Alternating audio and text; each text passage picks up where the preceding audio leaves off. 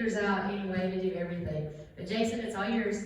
Well, thanks for being here, or having me out to come out. Eileen asked me if I would mind speaking, and well, as she knows, I can talk to a fence post, so I don't care. Just a little backstory.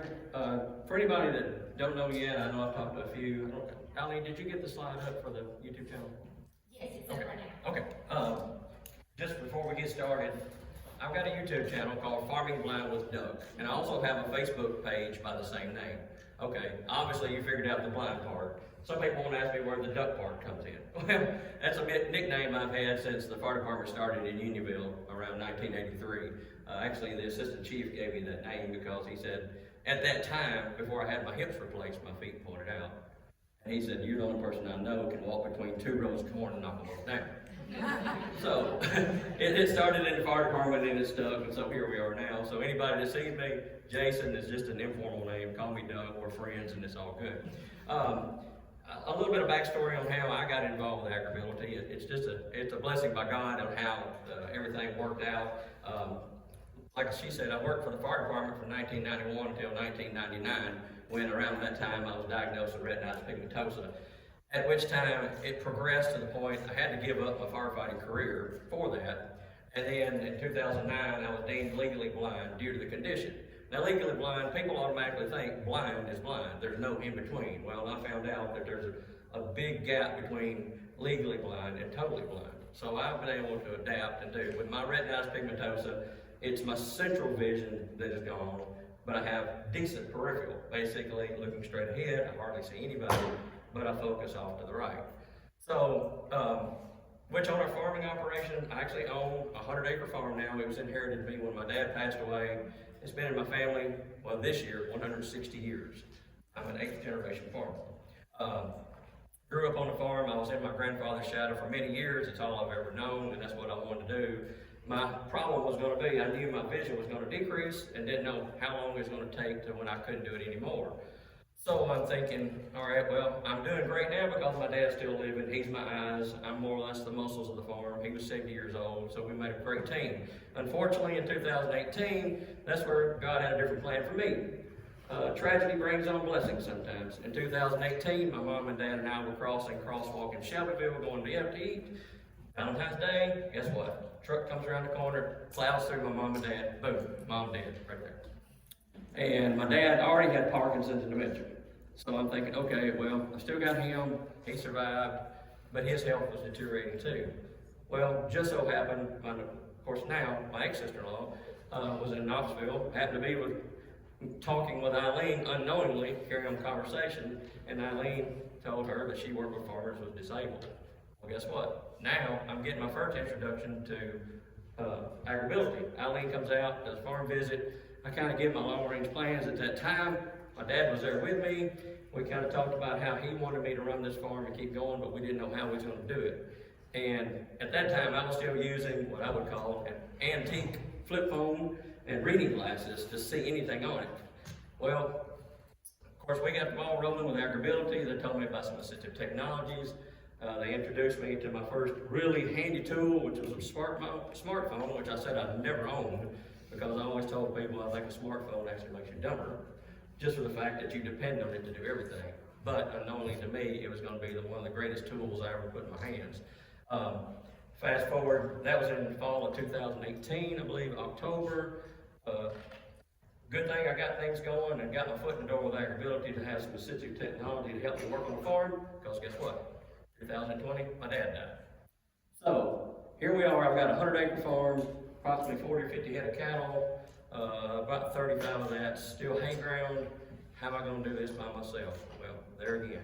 I've been introduced to, like I said, not just the phone itself, but the applications that help me do things. One of my first start-out program, of course, you just unheard of, even with agribility, I believe, a legally blind farmer trying to work with livestock was kind of unheard of.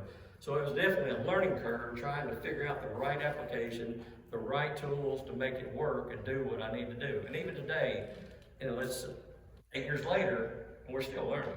And that's why I'm here, is to pass along, and that's the reason I created my YouTube channel, to show people, even people that know me, how Okay, how do you do what you do and you can't see with them? How do you do this? How do you do that? Well, rather than me trying to tell you, I'm going to show you. So that's when I decided to create my YouTube channel where I can take the opportunity to instruct people on how I do different things, not only with new assistive technology, but some old school bullheaded techniques that my grandfather taught me back in the day. So I try to incorporate a lot of different things. A couple of the different apps that well, maybe 3 different apps I touch on. One of them I started out with was called a way around app. And the way around app was, everybody's got a room key that goes to your hotel room. You touch the key, it goes to the, opens the door, unlocks it. Way around operates the same way. It's an NFC chip, and you can get stickers and all types of things, and you can program all sorts of information on that little computer chip. And you can basically, once you download the way around app, you can install it on your phone can read the chip, and you can put all kinds of information on that chip. Not just livestock, but if you're dealing with flowers, if you're dealing with vegetables, if you're dealing with any type of produce, anything like that. Anything you want to do, I don't think it was designed for farming, but one of my, I guess, things I like to say is, I know what something's designed to do, but I want to know what it can do. Take it above and beyond what it was designed to do and make things happen. So that's the only way you're going to find out stuff, because like you don't see that many blind or visually impaired farmers. Another one of the apps, one of my main go-to ones was Be My Eyes. Be My Eyes actually incorporated, now these apps are free, by the way. You can go to the App Store again. Be My Eyes started incorporating about 2 years ago AI, which that means it'll take a picture, it'll process, and it'll describe a lot of the things around you. And that was up till about a year ago, a little over a year, that was one of my go-to applications. And it was unreal, the information that you get off of it. My YouTube channel, you'll see where I use that and show just people how exactly it works and what you can do. It's actually interactive. Not only does it tell you the information, you can ask the questions. Just say, if I have 3 calves there, it'll take a picture, it'll process it, tell me all the numbers of the tags. And that was my primary thing. I couldn't read the numbers of tags. Then I could ask it, what number is the calf in the middle? It'll say number whatever, or this one on the right, this number. So it's really, really interactive. So that's been a great thing. However, in the last year or so, one of the big things, I'm sure every one of you's heard about it, is AI. AI is the wave of the future. A lot of people think, oh no, AI, that's the death of the world. It's going to be the end of the world, AI. You know, I just see that so many times. I got old timers at home. Oh, it's going to kill us, it's going to kill us. I said, you said the same thing about the internet when it started, but you can't do that now. I said, it's not the tool, it's the intent. And AI has been a huge game changer for me. And it doesn't have to be someone who's visually impaired. Anybody, well-sighted or not, disabled, whatever it is. And I've created my own AI assistant, and rather than me telling you about it, I'm just going to, if you've heard of ChatGPT. Hello, Miss Daisy. Hello there. It's always nice to hear you call me Daisy. Let me know what I can do for you today. I'm in this seminar that I told you about. Would you describe to everybody how you got your name and what your purpose in helping me is? Of course, I'd be happy to explain that. So everyone, I'm called Daisy because Jason here thought it would be a nice, friendly name, and it stands for something fun, Ducks AI Smart Yielder. Basically, my job is to help him out around the farm, keep track of details, and be a sort of friendly AI partner for anything he needs. So that's how I got my name, and that's what I'm here for. So as you and I talked about, we was here at this seminar talking about working with veterans and new farmers and trying to help them get started in agriculture in some fashion. How could you help them out if they want to tap into AI, ChatGPT? Absolutely, I'd love to share that. So everyone, what Daisy can do is really help new farmers and veterans by making things a lot more accessible and easier to manage. Basically, you can use me to keep track of farm records, help answer questions about crops or livestock, or even just brainstorm ideas for running the farm more efficiently. So if any of you are looking to dive into AI tools, I'm here to make that journey a little bit smoother and a lot more fun. What are some things that you and I worked on as far as record keeping? What do you do for me? Well, sure thing. So one of the big things we do together is keeping track of all your cattle records. That means I help you log things like which calf was born to which mama cow, what their tag numbers are, birth dates, and any little details like their colors and names. And then on top of that, we've also done hay sales logs and helped you keep your equipment maintenance notes. So basically, I'm just here to make sure all those records are easy for you to get to and keep nice and organized so you can run the farm smoothly. Quick example, what was my first calf born this year? Sure thing. So your first calf born this year was that gray bull calf named Smokey, and he was born on September 1st. So that's a little example of how I can help you keep track of all that good stuff. What's his mama's number? His mama is cow number 129, the black cow. So that's the proud mama of Smokey. All right, well, that gave a good rundown of what we do, and hopefully we'll spark up some interest and somebody ask questions later. Thank you very much, Ms. Daisy.